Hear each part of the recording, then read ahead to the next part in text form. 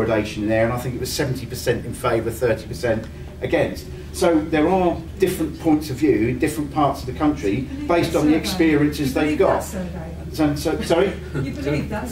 Well, no, I'm no more credibility to that survey than the others. What I'm saying is there's an awful lot of surveys out there.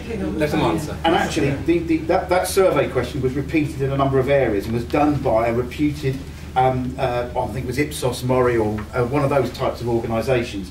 I do think, you know, I absolutely agree with you that consultation, so-called by the SHA, the one that you used for the basis there, was a very, very poor consultation, but it has given you sufficient mandate to be able to make the claims that you want to, and I can't blame you. They're stating that you can't overdose on fluoride. And there was an engineer in the audience tied him up in knots.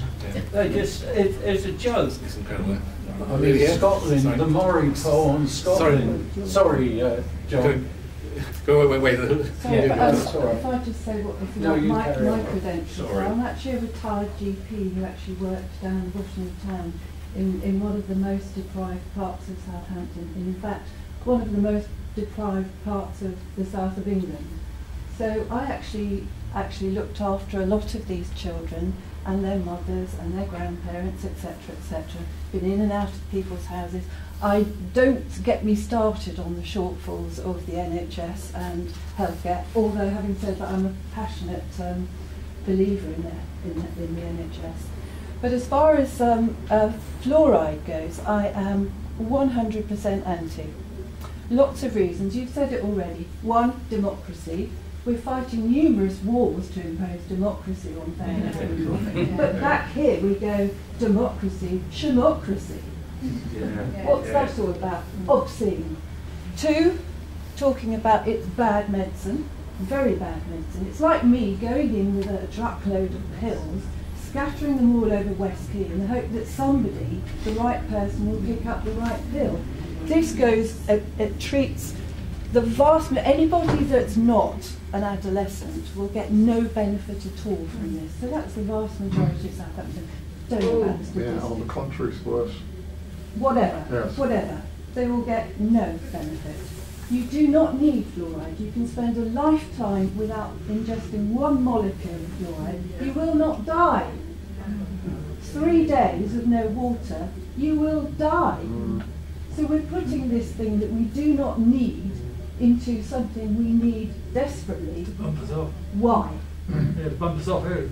And the third thing about it is freedom of choice. I mean, we have to drink the water. We have to drink the stuff that comes out of our tap, unless the council is going to give us an alternative for those of us who don't want it. It's not true to say there is no risk from fluoride. I've read all the papers. I've read the York Review. This morning I read fluoridation on the website of the European Commission. Lovely. Nice and equal. It's not pro, it's not anti, it's brilliant. That says the toxicology of fluoride has not been adequately looked into. We do not know the toxicology of fluoride. We do not know. I accept you have made a comment, Dave, and I've read it numerous times, about the West Midlands or wherever it is has had fluoride for 50 years, and there's no evidence of problem. I'm sorry to do this to you, but back in the 1950s, we would have said with much more authority, smoking. We've been doing that for hundreds of years. There's no evidence of any risk. In fact, you were told back then it was good for you. Hundreds of years of smoking, 50 years of fluoridation. There's also things that don't necessarily affect the population that's alive now. It's a cumulative effect. It goes on in the genes, it's passed on to the children. I mean, everything I've read does not come out solidly in favour of fantastic benefits of fluoride. Maybe it does, maybe it doesn't, possibly, whatever. It's not, and if we were talking about a life-threatening event here, even then I'd still be saying no, because it's not fair, it's not right to treat the vast majority for the benefit of a few. Yeah.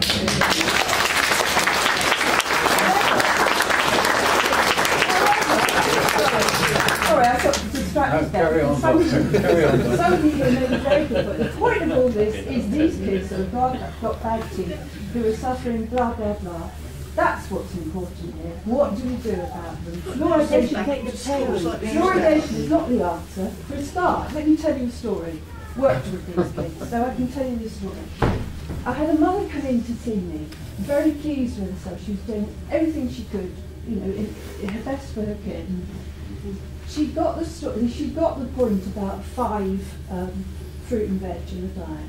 So she was really proudly telling me, and make sure that little whatever gets her, you know, one bit of fruit and veg every day in her lunchbox. Do you know what that mother was putting in her lunchbox? You could cry. An alcohol pop. No, it's not funny. It is not funny. Bless her, she was doing her best and she just got it wrong. So here we go, and I hate to say this, but an awful lot of the mothers I talked to, they weren't giving their kids water. Sunny Delight, Coke Pop, any kind of crap, not water. They weren't going to get the fluoride. Yeah. Okay, thank you.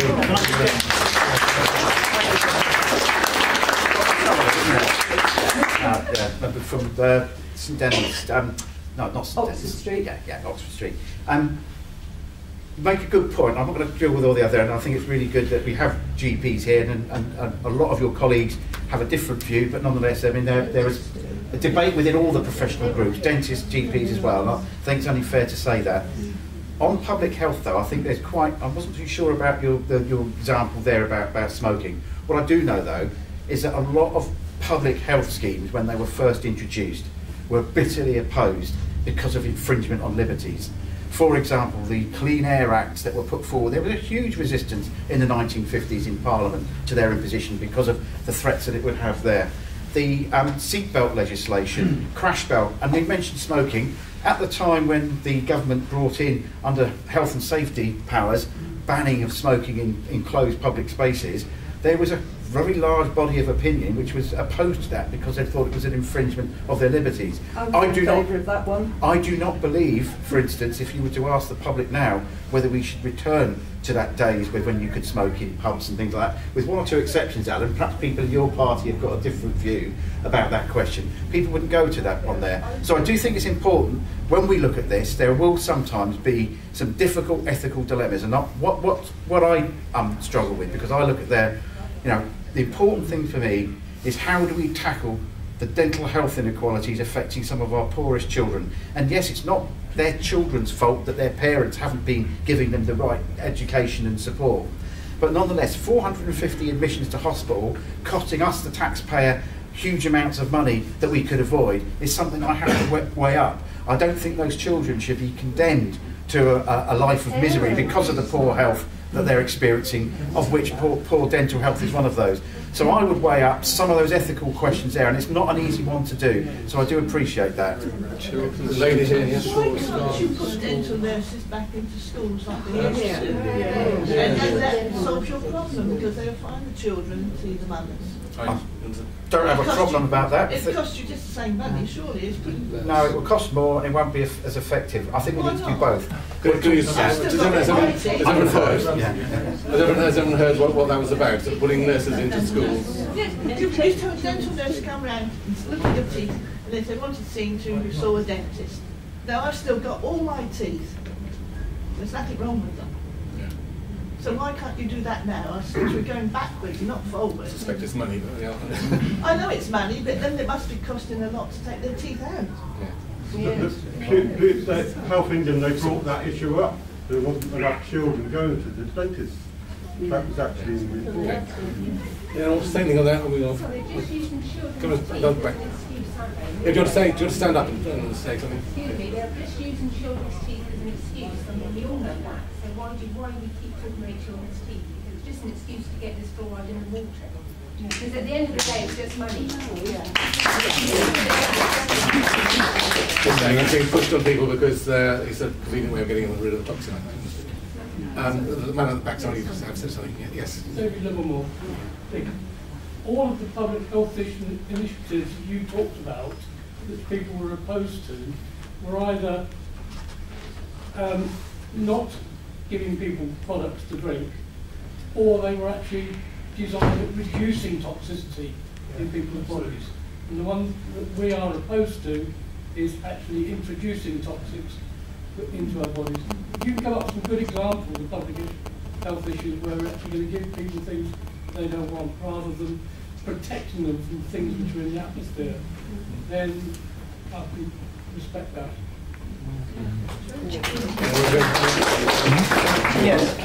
Yes, I think you put your finger on it there. I was thinking that the Clean Air Act was a particularly bad parallel for that very reason.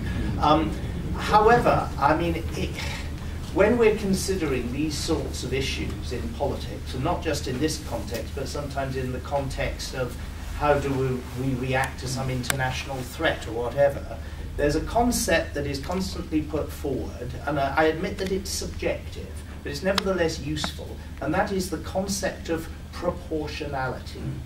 Now, we do accept that there are certain things that should be done to the entire population in order to prevent deadly diseases.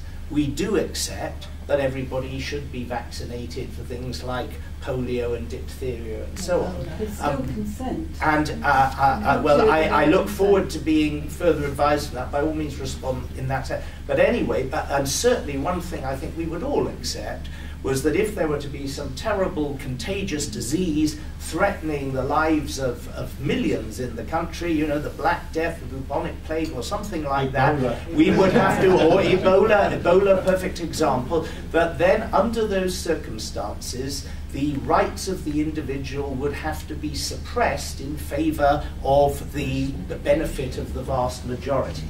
The question is this solution proportionate to the problem?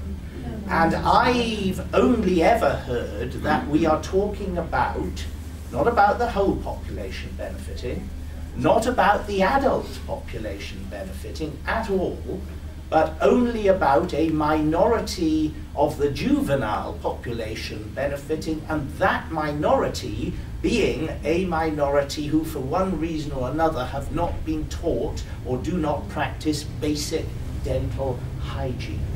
And so you have to ask yourself, is it proportionate or is it disproportionate to put a serious chemical into the water of millions in order to benefit perhaps hundreds, perhaps a few thousand people of one category, especially where, although I agree it's a parental responsibility, the problem is largely self-inflicted because of the failure to take basic dental hygienic measures.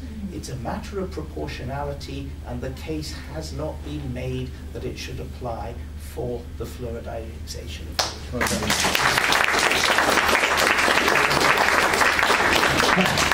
There's a man there, and then you just go.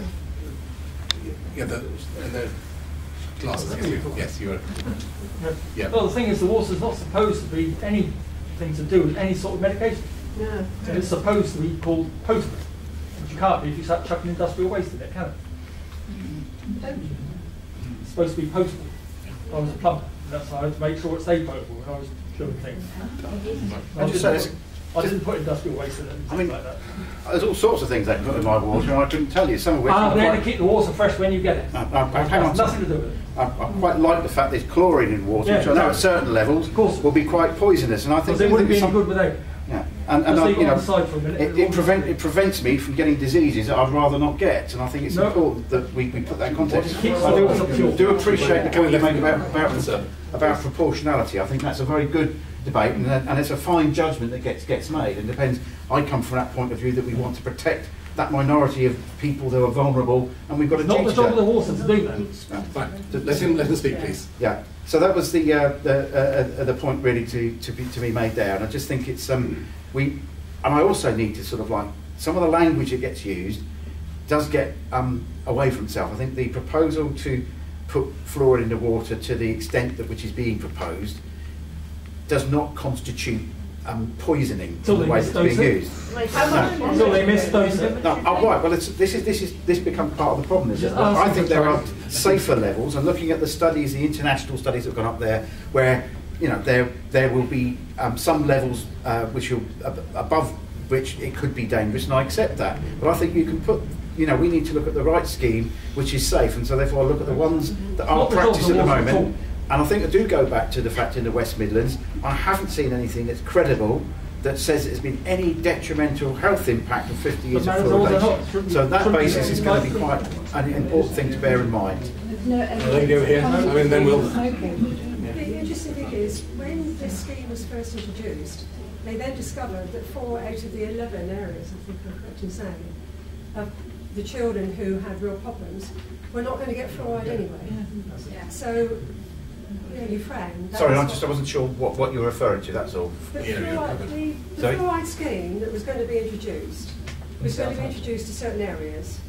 And there is a certain area in Southampton, socially disadvantaged, quote unquote, where children had high rates of tooth decay. Yeah. Then they discovered that 4 out of those 11 areas were not going to be fluoridated, which meant that they would have to use other means, which they didn't actually explain. So it would be interesting to hear what other means you feel they could take advantage of. And also bearing in mind that the scheme was introduced, and the reason it was going to be introduced to us was because we had this high rate of tooth decay amongst a small minority of children. Now, X number of years down the line, what has happened to those children? That's what concerns me, because they presumably have gone through generations with tooth decay and no one has given them any alternative treatment to deal with that. No one's mentioned that at all. 1 minute, fluoride has to be the cure-all for these children's tooth decay. Now we're not having it, which I'm glad about, well, hopefully. But what's happened to all these children in the meantime with all the money that's been spent on trying to promote fluoride? I just said the first of all, I've never said. Can you tell me? I've never said that fluoridation is the panacea. So there's always got to be looking at other measures. I didn't say you did. No. I'm asking you a direct question. No. What has happened to the teeth of the children who were first mooted as being the problem which necessitated putting fluoride in the water in the first place? Sorry, I don't understand that line of question. But your first question you put to me, the first question you said about those areas which are of the city which aren't going to be part of the proposed scheme.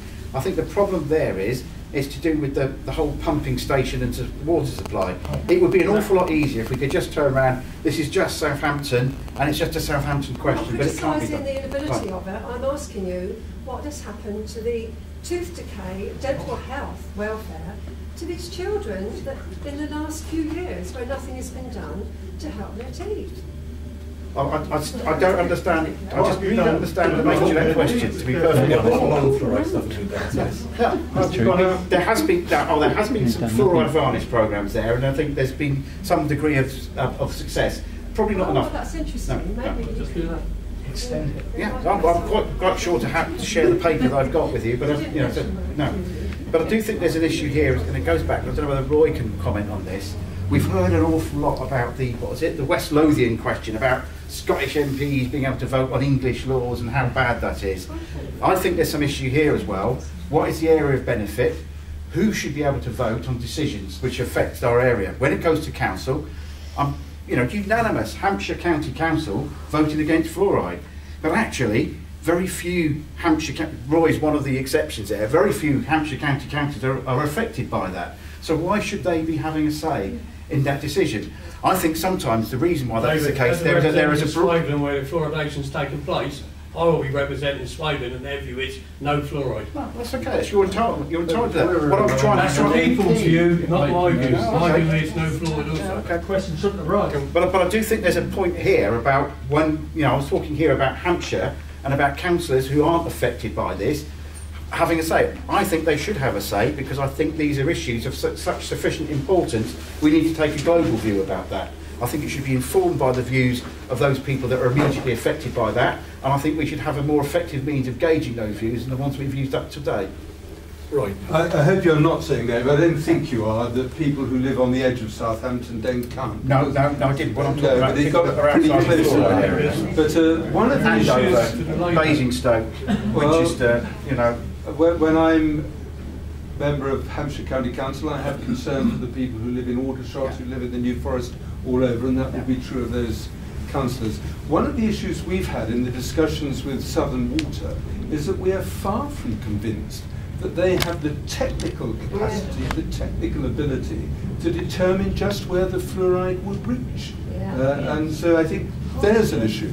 We're dealing with a pretty historic public water supply system. And if you think that they can control to precisely those houses, they've never come clean and said to us that's the case. So we think there's a lot of evidence that if fluoride were to be added, it would stretch into areas where people haven't been consulted, haven't been asked, and have got every bit as much right to be consulted and to be asked and to express their views. And I certainly, on the question of principle, I am getting very, very few people who write to me saying, please can you put fluoride into the water supply of Hampshire.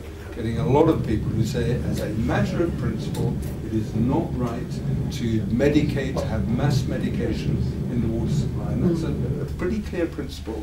And I think that was one that was strongly influencing the county council when they voted on it.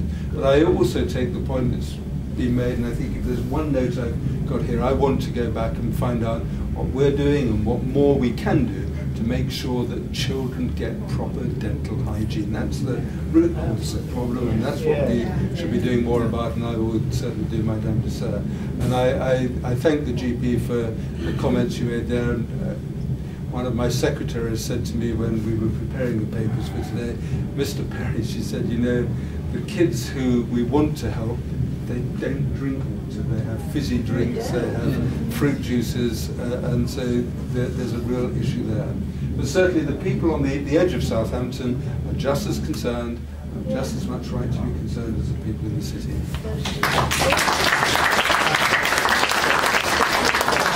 One short comment coming back, but then I think we'll ask the panel to sort of summarise any positions they've got on this.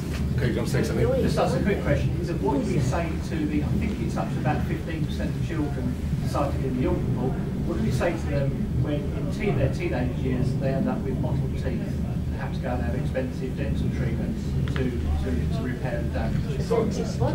The dental fluorosis, the mottling of the teeth. Yeah, that's one thing that definitely is higher in What do we say to yeah. Should we go around? Or should we take several together and then we can do I was just thinking that we're getting towards the end, so therefore if you just summarise what any sort of... Yeah, I mean there's a lady over there I know who's... Okay, sorry. A couple more then, okay. Yes, okay. Yeah. Could I say, as an osteoporotic, one is very worried, as the Mr. Keith is, about the, what did you call it? The osteoblasts that will be effective on our bones, and it gathers on it. It doesn't go away. We don't get rid of it through our system. So if it's introduced, there'll be lots of other diseases that will be affected for the worst. Thank you. Permanently circulates around the blood system, out the bone and into the blood system and back into the bone. It accumulates over the years.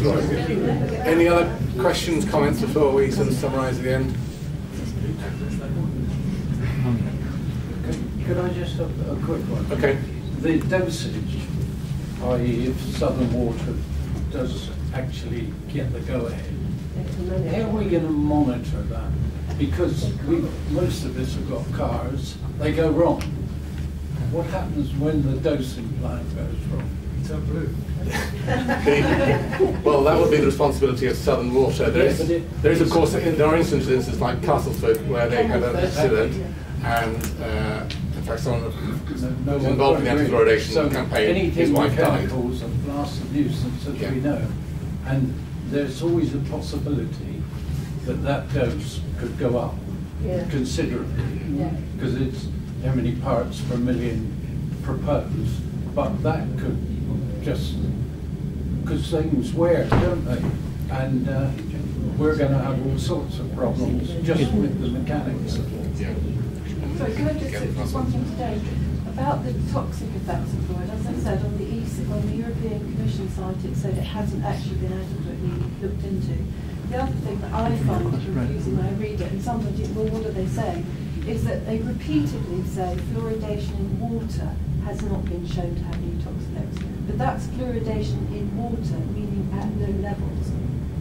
and that I think causes confusion to people perhaps who are on the pro side, because you will never get a test where you're allowed to give people large doses of fluoride. That would never pass the ethics committee. So we will never know what large doses of fluoride mean. But potentially, the other problem I have with water is what is the dose? I mean, what I read was that it was based on looking at children drinking 3 litres a day. That's 6 pints, quite a lot. But I bet you got bottom dollar, a lot of people drink a lot more than that. And also, if you use it in cooking and it evaporates, you're going to have. And then, of course, you've got, as you get older, your kidneys get less efficient, and again, the dose that you take is proportionately larger compared with the child. There are serious issues with diabetics and people with kidney problems with fluoridated water, so no, they're not told that necessarily. I mean, it's just such a no-brainer. I don't even know why we're discussing it. At Dr. Peter Mansfield's study, which was 500 volunteers in the West Midlands, which he undertook himself, and proved that 60% of people had 4 times the level of fluoride that was in the water. This is actually done on Channel 4 as well. I think the documentary might still be up on YouTube. It's about an hour long, and Dr. Peter Mansfield is in there. He tried to present all that information to the medical board, which they just wanted to, diss on him, and it's completely ignored him. Has any of the panel seen that? Especially Dave as well. Have you seen that stuff? No. That's one worth seeing, and he's still, you can still get hold of him by phone, so you can still actually talk to him. He's not in the West Midlands anymore, but he's still something you can read. Scientific survey, was it? Not journalism? Yes. No, he's a doctor. Yeah. Okay, but you said it was rejected by the medical board. So no, the medical board just didn't want to take notice of it. Okay. But it's a very valuable I should get our Director of Public Health to look at that for you. Thank you. Write it down, yeah. The blue, lady in the blue there. When will you be asking your question in the Commons? And also, can you report back to us what happened? Okay, can I deal with that in my closing remarks then? Okay. Shall I start off in reverse? Go in reverse. All right. You made a note of what the lady said. Can you remember what she said? Yeah, of course. Peter Mansfield. Okay. Ladies and gentlemen, I won't go over all that's been said. I think this has been a very valuable afternoon, and I must say I take my hat off to Dave, who has come into the Lion's Den, and that is the way, but you see, in a way, that is the way we like to do things in this country. We listen to each other, and we have respect for each other, and we respect, usually we respect majority opinion on these matters, although I agree that in the case of medicating the water, David Harrison, I'll say in absentia now, but he does have a point. If there was a 51 to 49% vote in a referendum, would it still be right for 51% to be able to put into something that the other 49% can't but consume, something, a chemical which they don't want to consume? As I say, I'm not an absolutist, I'm not a purist, I accept that in life and death, epidemic type situations, sometimes these considerations have to be overridden in the interests of mass public health. I personally am not persuaded that this is one of those situations, because it is something which is, as the good doctor said, is requiring everyone to take a risk on behalf of a small minority, albeit a vulnerable minority, albeit a deserving minority, but nevertheless a minority who are suffering dental disadvantage because of the failure either of themselves or their parents to carry out basic dental hygiene. And I personally feel that that is too great a price to pay for the benefit incurred. But even if I'm wrong, and this is the key point from my point of view, even if I'm wrong, even if the case is overwhelmingly in favour of fluoride, then I would say that its advocates have singularly failed in their task of persuading a majority of the community to accept it. And so because we live in a democracy, it's not good enough to be right, if they are right. It's not good enough to be right. you also have to persuade a majority that it is right to do it your way. And however strongly you think something is right, if the majority are not persuaded, it should not happen. As regards the issue of the House of Commons, what will happen is I shall apply for what's called a half-hour adjournment debate, and as the name implies, it's 30 minutes to be divided between the MP who raises the issue and makes a speech and the minister who has to reply. So if I take 15 minutes, the minister will get 15 minutes, etc. I don't know exactly when it will be, but the odds are that it will be on a Thursday evening, probably in either, I would guess, late October or November. It's a matter of luck when your term comes up. You have to apply for these things, and of course it will be on the public record, and my speech and the minister's reply will within 24 hours be on my website, which is julianlewis.net. Anyway, thank you all very much for the patient hearing that you've given me. I've learnt a lot this afternoon, and I hope that you have been reinforced in your determination by what you've heard from the platform.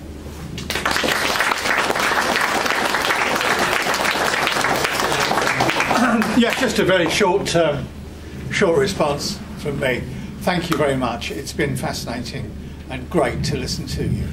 I think more and more that this is a member state competence. This is something the UK should sort out for itself. And I think, actually, when I became a councillor in 1999, I did so because I wanted to make the future better for people.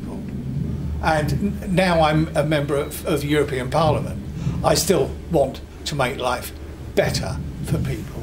And I truly believe that in being accountable to you and to all the residents of the South East, I need to be transparent about what I'm believing. I need to say what I'm going to try and strive to achieve. And I think that you need a city council to be open, to be honest, because all I've heard from the platform is half a dozen of us saying we're worried about the impacts, and one of us saying I'm not satisfied with the results I've heard. And that is not the point. Yes, there's a job to do. Yes, he's got to represent the public health sector, but moreover, he's got to represent the people of Southampton City who elected a council to do their job for them. So that's all I'd say. I look for transparency. I'd look for a commitment on a political level about what to do, about how to proceed. Not good enough to say, oh, well, I'll see how I feel. I'll see how the evidence amasses at the end of the process. I think a clear sense of leadership is what you need to see from your council. And I'll certainly try and do what I can at a European level to actually make that happen, to bring an atmosphere of change for the UK and for Ireland. Thank you.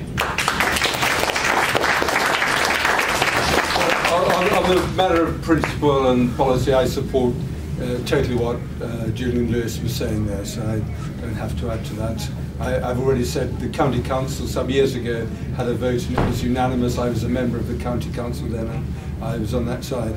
I was 10 years in the European Parliament. I think actually it's in councils that you can do more good to help people than you can in the European Parliament. And certainly one of the things I'll take away from today is to make sure that we're doing more than as much as we can and more if possible with health visitors, with children's centres, with the early years at school to see that those kids are getting proper dental hygiene. I think that's where we can do some practical work.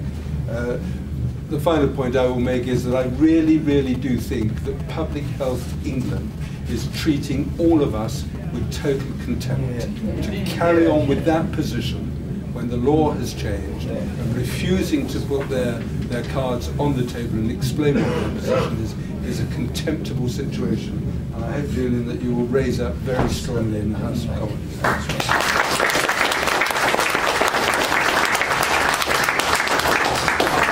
Can I thank you, Chair and fellow speakers? I didn't think it was going to be an easy ride, but I think someone needed to put a different case. And I do very much welcome, as I said at the beginning, public health issues being debated, and I do hope that we can continue and have a proper, balanced and fair debate. And I think one of my problems that I have about some of this is, you know, when I read my local newspaper, James is still here, I saw him at the back there, when I read the paper, it does tend to be very one-sided, the position there. Now, I don't know whether that's because that's what the public feel, or is whether the people who do feel that are more likely to write in that way, or whether there's an editorial policy, heaven forbid. But I do think it doesn't reflect my own experiences talking to people about the balance there.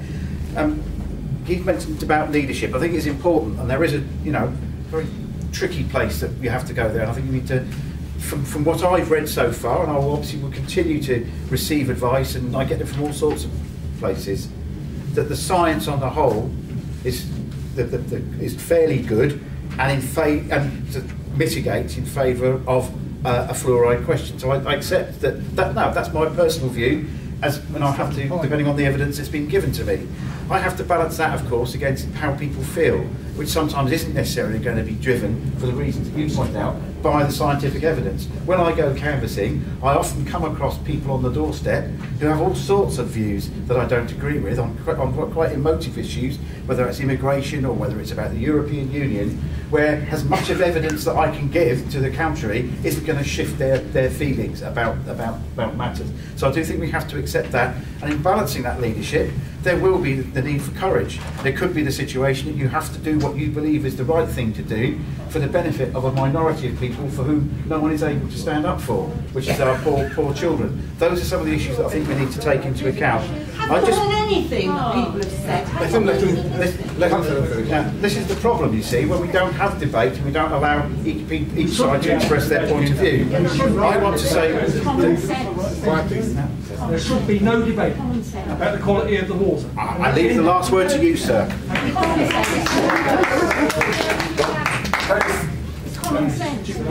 John Graham, you're from the Cane Lake, didn't you? Just say something quick. I travelled away from London this morning to be here. I understand the meeting is closing now, but I would actually like some information for Councillor Shields to consider. Would you mind if I presented it to Okay. This is the advert. Holiday reading, Dave. This is the advert we placed in the Echo during the consultation. So who are you? My name is John Graham. I represent National Pure Water Association. Okay. You're from London? Yes. Okay.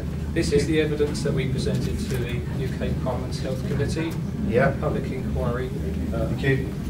Inquiry on public health. Yeah. And there's 2 books. Your holiday reading. I've read some of this stuff. And this book is the definitive story on how the practice got started. Let me start there first. And what about the elders of the protocols of Zion? Oh, no, don't spoil it, really well. Sorry, that was publication. Close the meeting. There is a lot of evidence out there actually on problems, and I think what we've got to do is present it to people like Dave and the City Council. And I would like to be involved with that, as Hampshire Against Fluoridation should be involved in these things as sort of representatives of the local people who have been opposing this for years. And I'd just like to thank everyone for coming. It's been very, very helpful, and particularly today for having to feel as though he's in the Dark Lion's den. But we are trying to persuade it on a logical basis, a scientific basis, and it's a matter of we can't just sort of sit back and hope this is going to go away, because not, we have to continue pressurising. So thank you for coming, and do continue to help us where you can. That's all right.